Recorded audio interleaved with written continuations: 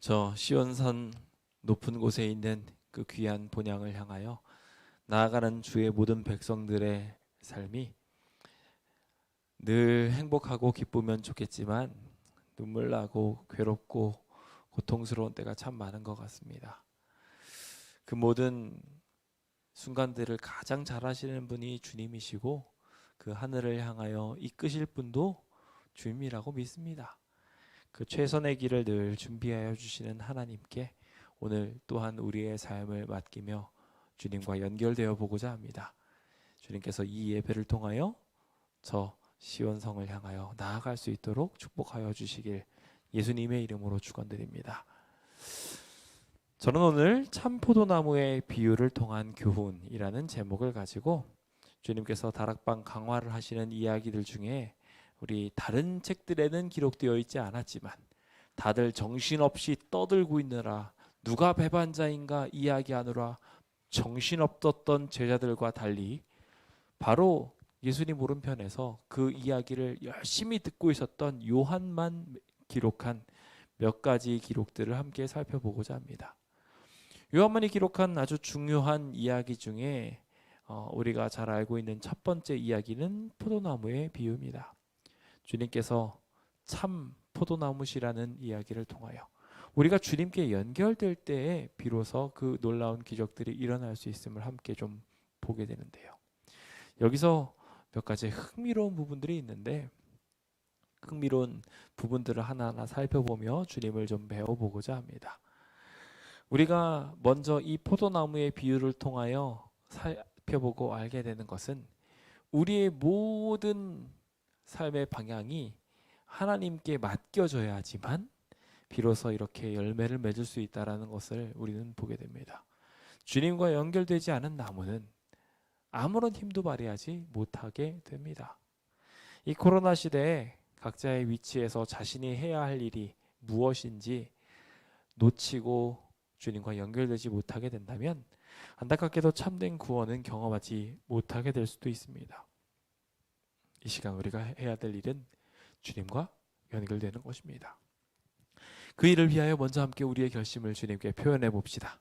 함께 외쳐볼까요? 구호 준비! 야! 너의 행사를 여호와께 맡기라. 그리하면 내가 경영하는 것이 이루어지리라. 아멘. 오늘 주님께서 저희를 다시 한번 세우시고 일하게 하심을 다시 한번 확인하게 되는 귀한 시간 되었으면 좋겠습니다.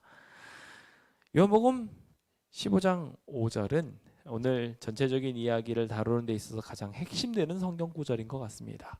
함께 좀 읽어보도록 할까요? 우리 집안에 계신 분들도 다소 땡뚱맞고 부끄러우실 수 있겠지만 따라 읽어보셨으면 좋겠습니다. 함께 읽겠습니다. 시작. 나는 포도나무요 너희는 가지라. 그가 내 안에 내가 그 안에 거하면 사람이 열매를 많이 맺나니 나를 떠나서는 너희가 아무것도 할 수 없음이라. 주님께서는 여기 하나님의 제자들한테 많은 열매를 약속하고 싶으십니다. 풍성한 즐거움과 행복으로 우리의 삶이 채워지게 되기를 기대하고 계십니다. 그런데 여기에는 단서 조항이 있습니다. 하나님께 연결되어야 되는 거예요. 예수님께 제대로 연결되어져 있어서 서로 완벽한 하나가 되는 일들, 그것을 이렇게 표현했죠. 그가 내 안에 내가 그 안에 거하면 사람이 많이 열매를 맺는다라고 표현하고 있습니다. 오늘 우리의 삶에 하나님께서 놀라운 기적을 일으키시고자 하나 되자고 초청하고 계십니다. 우리가 주님을 떠나면 아무것도 할 수 없기 때문에 주님께서 그렇게 초청하고 계신 것이죠. 그런데 문제는 여기에 한 가지 장애가 있다는 것입니다. 요한복음 15장은 포도나무의 이야기만 다루는 것이 아니라 그 뒤에 이 이야기를 또 하나의 단락으로 구별짓게 하는 이야기로 두 부분으로 나눠지게 됩니다. 사실 이것이 두 가지로 나눠진 이야기가 아니라 결국 한 이야기예요. 포도나무로 주님께 연결되려 할 때 안타깝게도 그 연결되려고 하는 것을 가만 놔두지 않는다는 거예요. 세상은 내가 이 세상을 버리고 하나님께 가겠어 라고 말하고 있는 사람들을 가만히 두질 않습니다.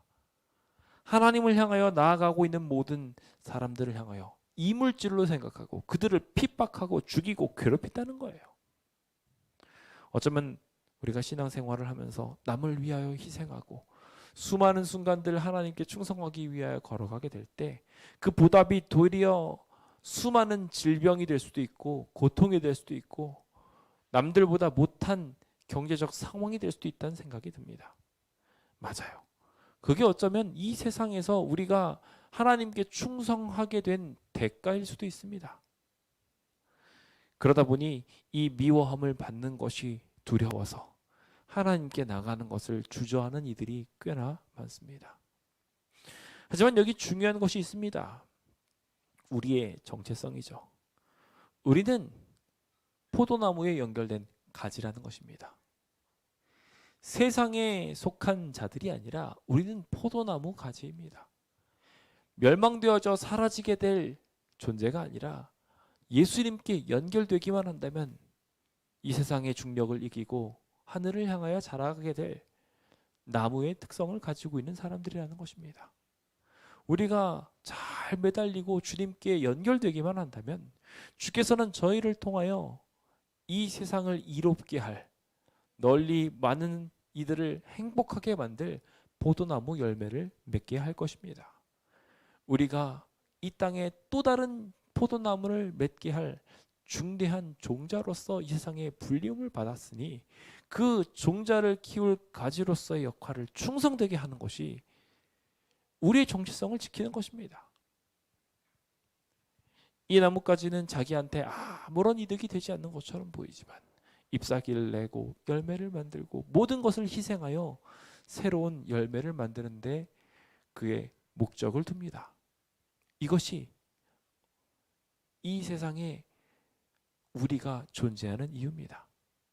그런데 이 존재를 잊어버리고 세상이 자기를 당긴다고 해서 세상이 나를 이 열매 맺지 못하게 한다고 해서 나의 정체성을 포기하고 바닥으로 떨어지게 된다면 어떻게 될까요?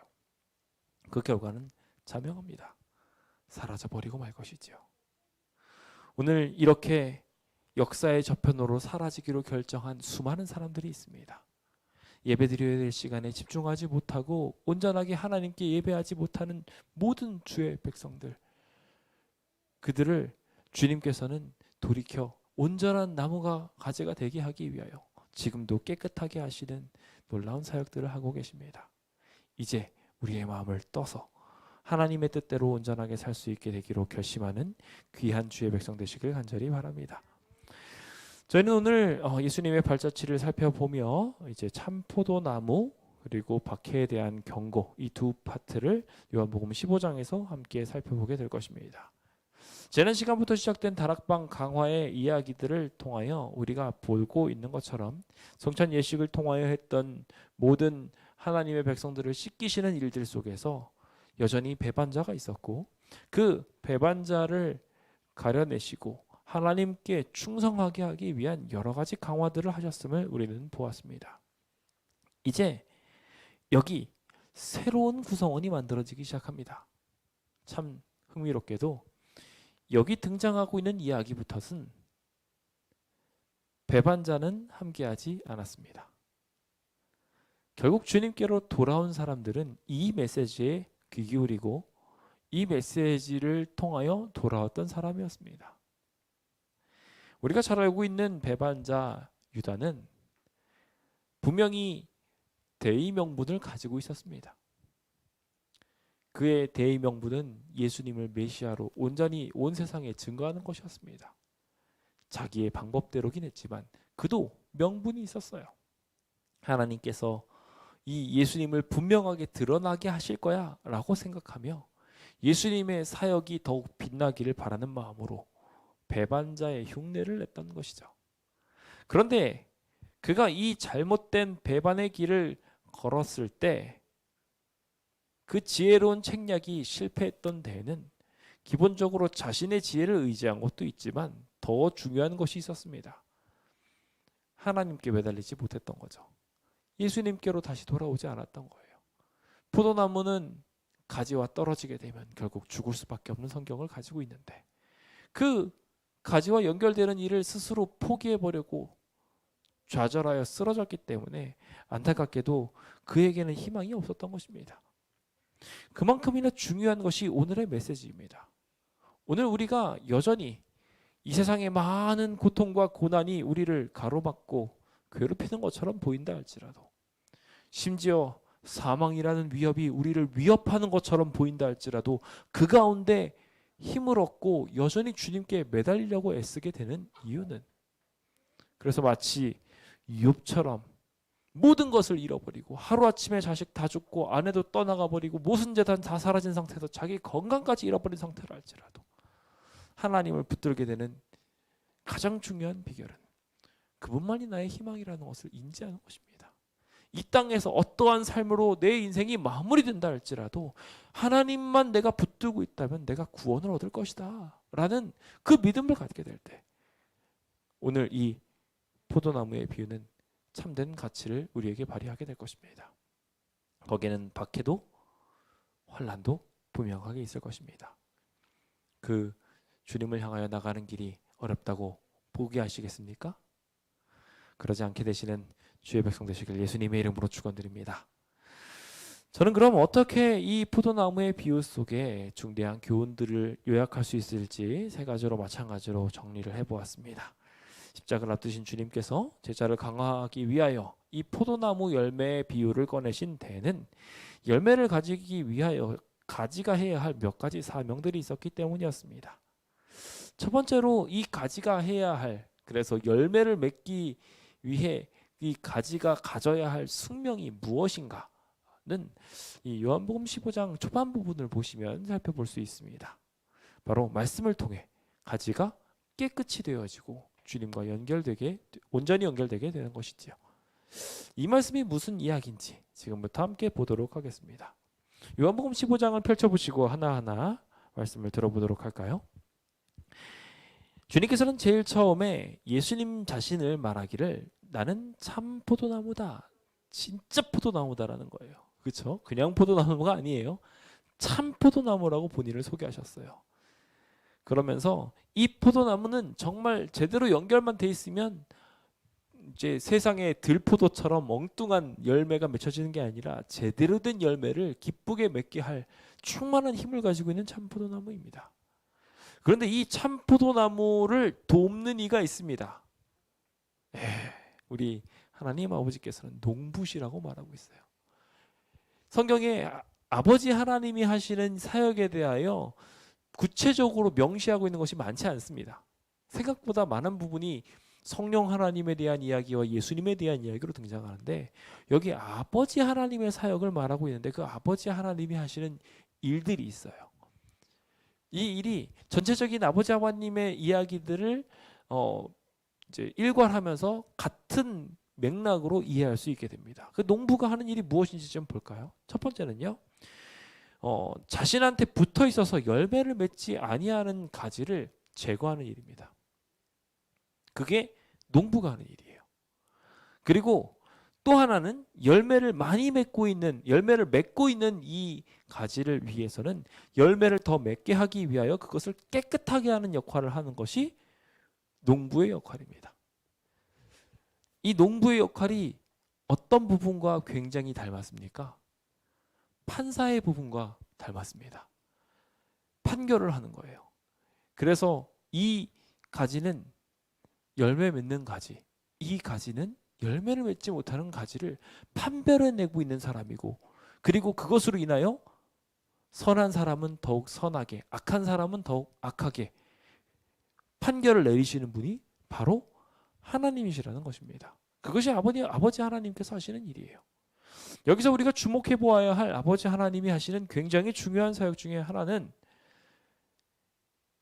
죄악이 있을 때, 죄악을 들고 있는 자들이 있을 때 그들을 심판하여 세상에 더 이상 악영향을 끼치지 못하도록 그들을 없이 하는 역할을 하나님께서 하고 계시다는 것입니다.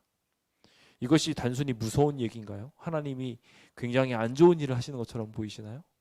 아닙니다. 우리가 분명하게 기억하고 알아야 되는 것은, 생각을 해보세요.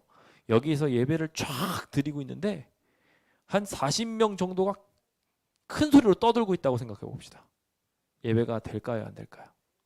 안 되죠. 그러면은 그 예배를 드리고 있는 동안에 어떤 생각이 들까요? 어떤 사람은 화가 날 거고, 그렇죠? 왜 저렇게 시끄러울까 하면서, 어떤 사람은 끌어내느라고 인상을 팍팍 쓸 거고, 어떤 사람은 다투기도 하고 막 그러면서 아주 다양한 상황들이 생겨날 겁니다. 온전히 예배를 드리고 싶은 사람조차도 방해를 입게 되는 거예요.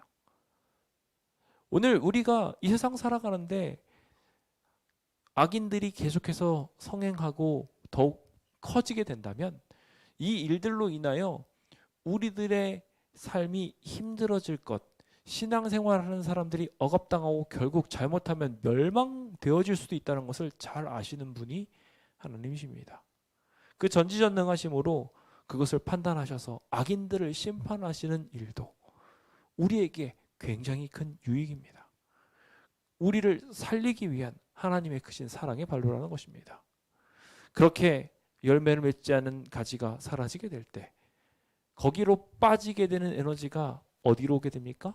열매를 맺는 온전하게 씨 눈을 가지고 하나님께 매달려 있는 이 존재들에게 에너지가 가게 됩니다.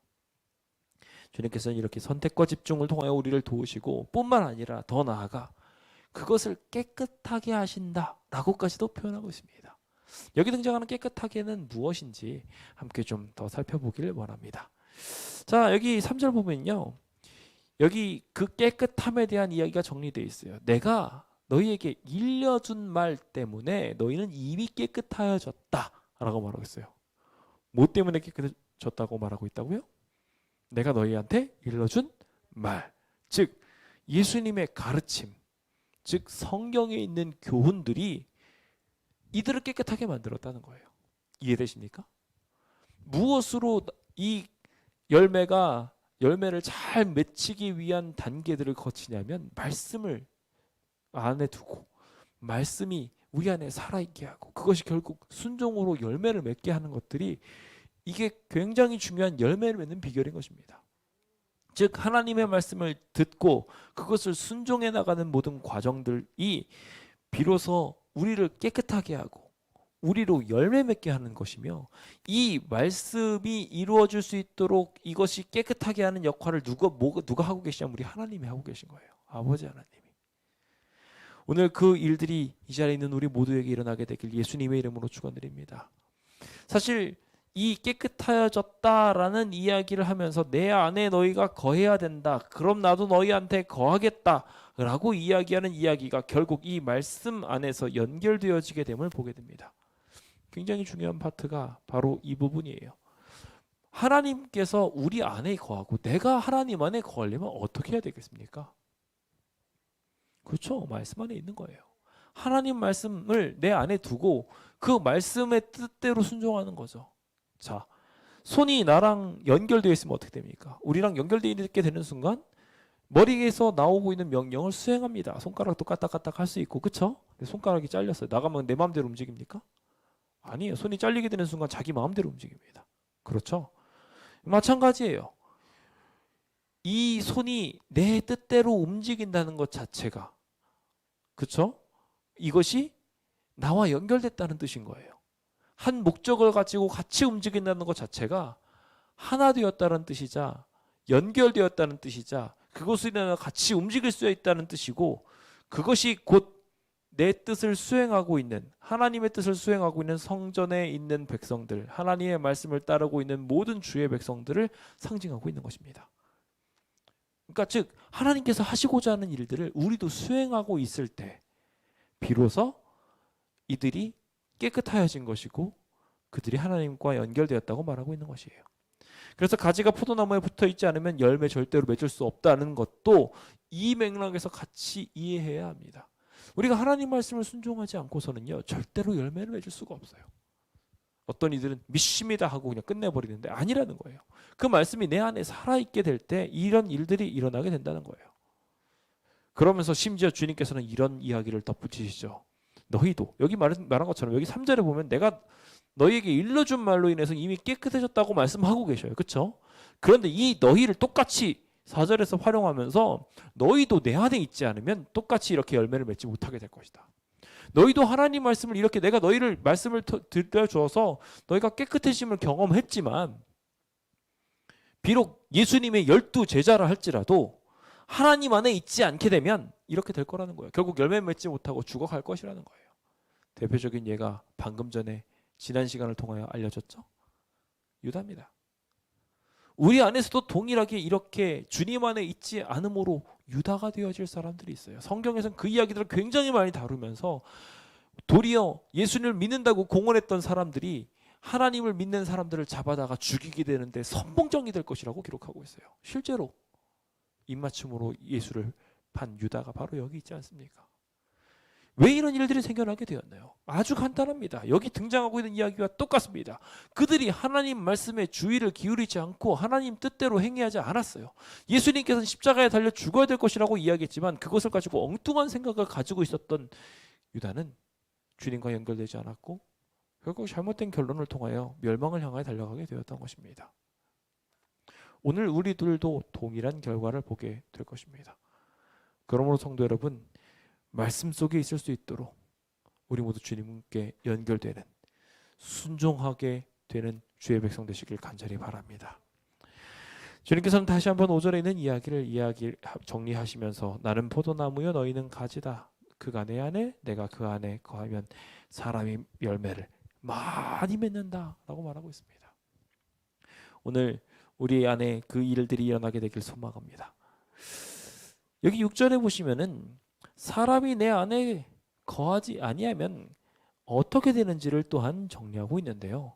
하나님 안에 있을 때에는 아름다운 열매를 맺는 반면에 내 안에 거하지 않고 말씀이 그 안에 있지 않고 순종하지 않고 하나님의 뜻대로 살지 않는 사람, 알고 있는 것을 실천하지 않고 그냥 세상이 내버려둔 대로 그냥 서 있으면 앉고 싶고 앉고 있으면 눕고 싶고 눕고 있으면 자고 싶은 이 성향을 그대로 따라가려는 자기의 쾌락에 충실한 모든 사람들, 안타깝게도 그렇게 됐을 때 가지처럼 밖에 버려진다는 거예요.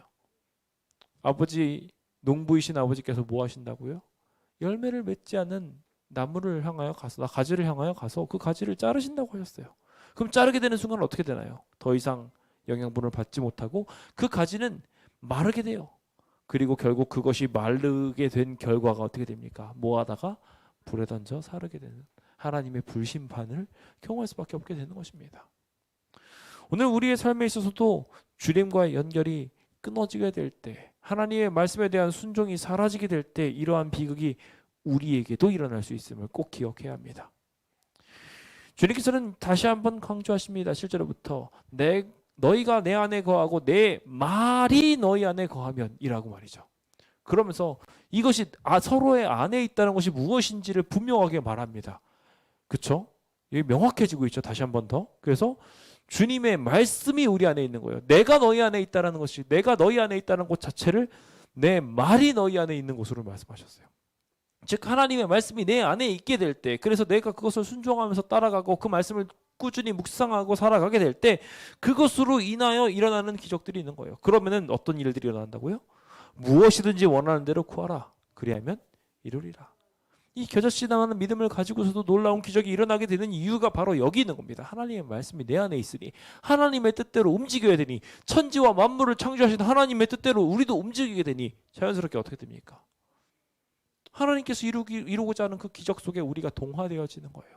하나님의 목적과 일치되니 하나님께서 마음껏 힘을 불어 넣어주실 수 있고, 하나님의 목적과 일치되게 걸어가고 있으니 하나님이 승리하시는 그 전장에서 나도 승리할 수 있는 겁니다. 그런데 내 뜻대로 내 마음대로 엉뚱한 대로 가고 있으면 어떻게 되겠나요? 실패할 수밖에 없겠죠. 그러면 우리는 계속 이것이 하나님의 뜻에 부합한 것이 맞는가? 끊임없이 말씀 안에 있으려고 노력을 해야 합니다. 그래야지 열매를 많이 맺게 되고, 많이 맺게 되면 아버지께 영광이 돌아가게 되는 거예요. 이 열매를 향하여 달려가게 되니 하나님의 영광을 돌리게 되니 자연스럽게 그것을 통하여 놀라운 기적이 일어나게 되고, 그 기적의 관계를 성경에서는 제자라고 정리하고 있습니다. 예수님의 제자가 되면 승리의 승리를 경험하게 될 것입니다. 오늘 예수님을 따라가는 참된 스승이신 예수님을 쫓아가는 진정한 주의 백성 되기로 결심하기를 예수님의 이름으로 축원드립니다. 주님께서는 그 모본을 이야기하시면서 예수님 자신도 내가 아버지께서 나를 사랑하신 것처럼 나도 너희를 사랑했다 라고 말하고 계십니다. 예수님이 보여준 모습이셨죠. 그러면서 똑같이 제자들한테 이것이 무엇인지 말하며, 하나님의 말씀이 결국 사랑이었잖아요. 그 사랑이 너희 안에 머물게 되길 원한다. 내가 너희를 사랑했던 것처럼 너희도 남들을 위하여 이렇게 희생하면서 사랑하라 라고 말하고 있는 것입니다. 10절에 있는 말씀입니다.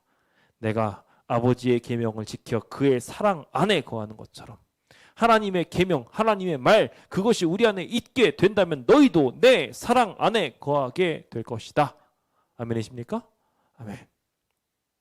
오늘 우리도 하나님의 사랑 안에 있는지 없는지를 우리의 삶을 통하여 보이게 되면 예수님께 영광을 돌리는 열매 맺는 삶을 살 수 있고, 그것이 우리의 삶에 놀라운 기적으로 오게 되는 것입니다.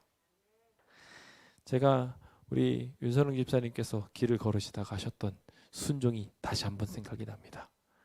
그냥 저기 앉아있는 연약한 사람의 이야기를 보고 다시 한번 마음이 동한 거예요. 그것에 순종하게 되어서 어머니 하고 말을 걸었던 것이 말 그대로 진짜 어머니가 되었고요. 그렇죠? 그리고 놀라운 기적의 기적으로 연결되어져서 그동안 이렇게 수많은 목사님들이 있는 가정 속에서도 여전히 꿋꿋하게 개신교 신앙을 지키고 계셨던 정순이 어머님께서 돌아오시게 된 거예요. 재림교회 목사님들도 이루지 못했던, 5명이나 되는 목사님들도 이루지 못했던 기적을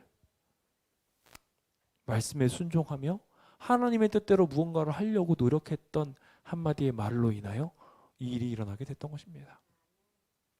그 동일한 기적이 우리의 삶 속에서도 일어나게 될 것입니다. 쇠심줄처럼 강한 모든 우리의 가족들 돌아오게 하게 한 비결이 바로 여기서부터 시작될 거라고 저는 믿습니다. 하나님의 말씀이 우리 안에 있어서 순간적으로 생겨나고 있는 내 마음, 내 감정에 휘둘리지 않고 이 가정의 달에 어떻게 하면 가정의 화목을 지킬 수 있을까 생각하면서 사랑의 말을 하고 참고 용서하고 보다듬어주고 뽀뽀하고, 이것이 우리의 삶이 되게 될 때 그것이 이 가정을 지키고 구원하고 하늘로 연결하게 될 것이며, 그것이 이웃을 하늘께로 인도하는 귀한 배경이 될 것이라고 저는 믿습니다. 그 아름다운 기적이 먼저 우리 가정과 우리 이웃 속에 일어나게 되길 예수님의 이름으로 축원드립니다. 저는 두 번째로 함께 살펴보게 될 것은 바로 이 사랑에 대한 키워드입니다. 이 사랑을 통해서 제자들은 이제 진정한 제자들로 거듭나게 됩니다. 그리고 그것이 하나님의 목적이라고 말하고 있죠. 주님께서는 하나님의 백성들이 기쁘게 살기를 바라시는데 그 기쁨이 바로 사랑이라고 소개하고 있습니다. 그 사랑이 우리의 제자임을, 우리의 제자의 특성임을 분명하게 보아야 하지요. 자, 여기 볼까요? 11절부터 있는 이야기를 보시면, 내가 이것을 너에게 이름은 이 모든 포도나무의 비유를 설명함은, 그리고 말씀이 내 안에 너 다 이 연합이 이루어지게 되는 것에 대하여 강조한 이유는 다른 것이 아니에요.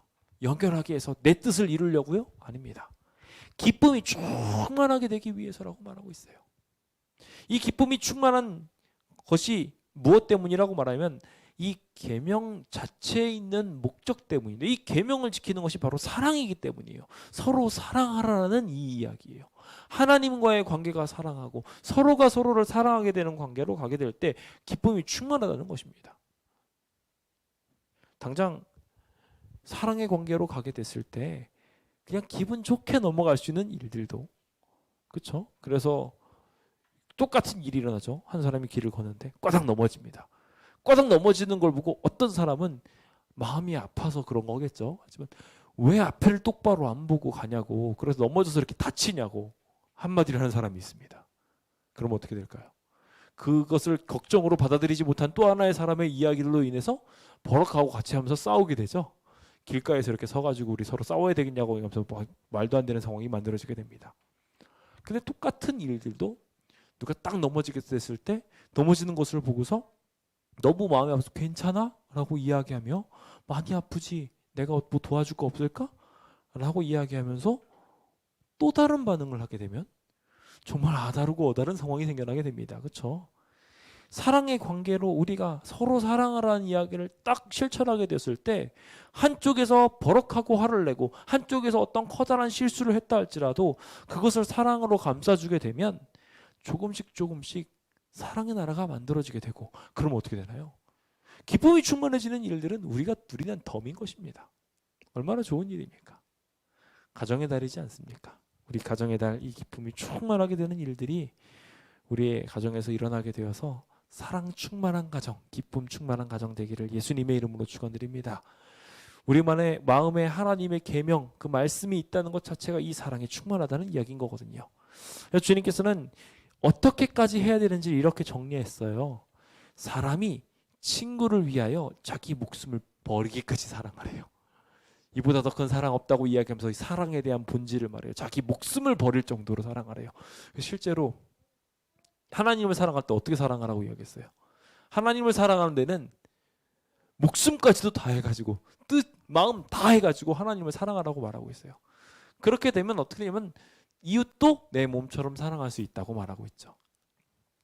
그래서 이보다 더 큰 사랑이 없는 하나님께서 목숨을 버리시기까지 우리를 사랑하신 것처럼 우리도 주님을 향하여 목숨을 버리기까지 뜻을 다하며 마음을 다하며 하나님을 사랑하게 된다면 그것으로 인하여 끈끈한 사랑의 관계가 만들어지고 그것을 통하여 둘째도 이와 같으니라는 역사가 일어나게 되는 거예요. 그래서 둘째 계명이 이루어지게 되는 것이죠.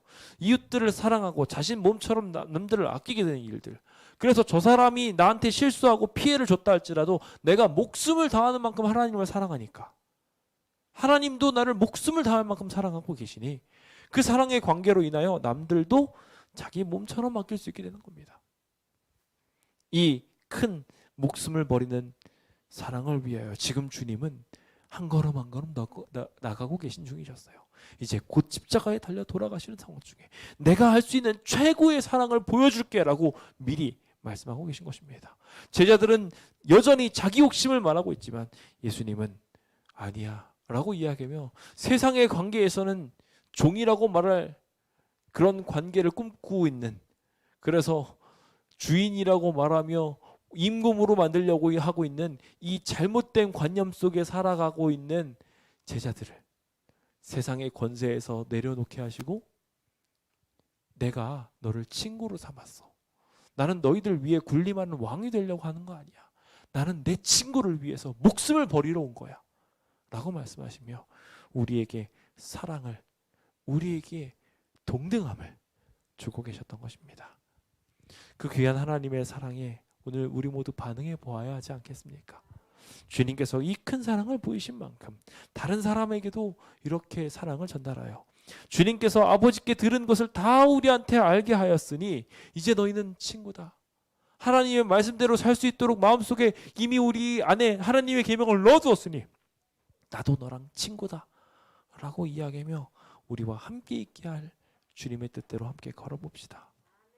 주님께서는 이 모든 일들을 이야기하며 주도권 이야기를 한 말씀을 덧붙이십니다. 너희가 나를 택한 게 아니라 내가 너희를 택했다라고 말해요. 이건 무슨 얘기냐면요, 목숨을 버리려는 예수님께서 우리를 택하셨다는 거예요. 너희가 내 이제 친구고 내가 너를 선택해서 내가 너를 먼저 죽으려고 했어 라고 이야기하면서 그 주도권을 하나님께서 두시고 그 희생을 하나님께 두고 있다는 거죠. 그리고 이렇게 두게 될 때 비로소 우리는 포도나무의 원가지의 포도나무가 연결되는 게, 원나무의 포도가지가 연결되는 것이 아니라 연결된 가지가 포도나무한테 연결되는 거잖아요. 그렇죠? 그래서 가지가 나무한테 연결되어야 하는 것처럼 마찬가지로 주도권이 하나님께 있음을 다시 한번 정리하죠.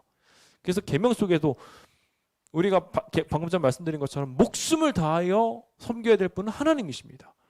우리 형제를 위해서 목숨을 다하라고 말하지 않았어요. 주님께서는 그렇게 정리하지 않으시고 내 몸처럼 사랑하라고 말씀하셨죠. 그러니까 즉 어디가 주고 어디가 객인지를 분명하게 이야기하며 하나님께서 택하셨고 하나님께서 열매 맺게 하시고 하나님께서 서로 사랑하게 하신다는 것을 다시 한번 강조하신 것입니다. 우리가 억지로 막 우리 관계를 내가 이 사람을 일방적으로 사랑하겠어로 이야기하는 순간 어느 순간에는 우리가 사랑이 고갈되어져서 저 사람을 째려보고 때리고 화낼지도 모릅니다. 하나님께 연결해야 됩니다. 하나님만이 온전한 사랑을 연결시킬 수 있음을 꼭 기억하시길 간절히 바랍니다. 이제 마지막으로 우리는 18절부터 등장하고 있는 이 사랑의 극치를 향한 또 하나의 갈림돌을 보게 됩니다. 무엇이냐면요, 이들이 하나님께 나아가기 위해서는 죽어가는 세상과는 구별되어지는 어떠한 것이 필요하다는 것입니다. 포도나무는 식물이죠. 그리고 식물은 하늘을 향하여 자라가는 특성이 있습니다. 다 하늘을 향하여 자라갑니다. 그런데 그 하늘을 향하여 자라가야 되는 이 특성과 다르게 죽은 식물은요 바닥을 향하게 됩니다. 그렇죠? 죽게 되는 순간 바닥을 향하게 되고 땅으로 들어눕게 되는 순간 흩어져서 사라져버리게 됩니다. 우리는 어떤 존재가 되길 원하십니까? 너무 당연한 이야기 아닙니까? 식물이 하늘로 자라가야 하는 것처럼 우리도 중력의 법칙을 거슬려서 하늘로 올라가야 됩니다. 근데 세상의 중력은 계속해서 우리를 당길 거예요. 너 들어누워. 식물 딱 들어눕게 되는 순간 어떻게 될까요? 죽습니다. 죽을 수밖에 없어요. 하늘을 향하여 자라가는 그 정체성을 잃어버리게 되는 순간 안타깝게도 식물은 죽습니다. 오늘 우리 또한 마찬가지로 선택이 필요해요. 그래서 주님께서는 세상이 너희를 미워하면 나를 먼저 미워한 줄 알라고 이야기하고 계세요. 하늘을 향하여 가게 되는 예수님을 자연스럽게 미워했던 것처럼 너희도 그렇게 미움을 당할 것이라고 말하고 있는 거예요. 그런 것은 당연하게 하나님의 백성들의 정체성을 드러내는 것으로 세상이 우리를 괴롭히고 질병이 우리를 쓰러뜨리고 세상 만사들이 우리의 걱정을 일으킨다 하는 그 모든 일들이 사실 사단이 주고 있는 일들이며 그 일들을 통해 가지고 우리가 고통당하는 것은 당연하다는 거예요. 예수님께서 그렇게 하셨던 것처럼 우리도 동일하게 그렇게 고통당할 수 있다는 거예요. 그렇게 되지 않을 때 도리어 우리는 퀘션 마크를 찍어야 돼요. 나는 정말 하나님 말씀대로 순종하고 있는 게 맞는가? 라고 말이죠. 사단은 우리를 이물질처럼 생각해서 결국 토해내려고 할 것이기 때문입니다. 그러므로 우리는 하나님과 한편이 되기 위하여 마음 가져야 됩니다.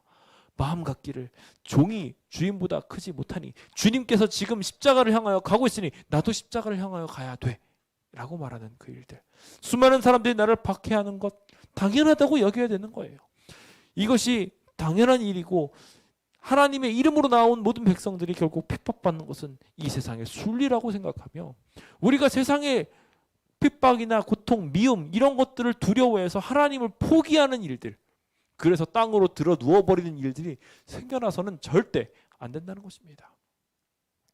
중요한 것은 주님께서는 이 모든 일들에 대하여 하나님께서 아무도 못한 일에 대하여 이야기하며 예수님의 십자가 사건과 예언을 동일선상에 두시며 이 모든 세상 사람들이 결국 이렇게 흘러갈 것에 대하여 예수님께서 아시고 십자가에 달려 돌아가셨으며 그 길이 예수님의 길이자 우리의 길이고 더 나아가 이 길을 아무도 못한 예언을 통하여 이미 하셔서 율법에 기록된 대로 예수님을 미워하였다 한 말을 응하게 하기 위하여 우리도 그 일들을 통하여 이렇게 순교자의 길을, 십자가의 길을 걸어갈 수밖에 없다는 것을 예언해 두심으로 우리의 노선을 명확하게 정하도록 만든 것입니다. 교회에 왜 오십니까? 라는 질문에 많은 사람들이 말을 하죠. 복 받으려고요? 아니에요. 우리는 보혜사 하나님을 만나려고 온 겁니다. 하나님을 마음에 품으려고 온 거예요. 성령 하나님이 우리 안에 들어오게 하려고 하는 것이 우리의 목적인 것입니다. 우리는 하나님을 따라가는 사람입니까? 하나님을 버리려 하는 사람입니까? 우리는 진짜 배신자입니까? 아니면 하나님을 향하여 가며 고난을 당하는 순교자입니까? 이 자리에 계신 모든 성도님들이 주님과 함께하는 하나됨을 연결하게 되어서 장애를 뚫고 성령이 인도하는 대로 깨끗해지는 삶을 살고 길을 비우는 자들에게 사랑을 증거하며 기쁘게 신앙생활하며 세상과는 다른 길을 선택해 마귀와 끝까지 싸우는 위대한 전사가 되는 주의 백성 되시길 간절히 바라면서 오늘 모든 말씀을 마치도록 하겠습니다. 감사합니다. 함께 자리에서 일어서셔서 540장 함께 찬양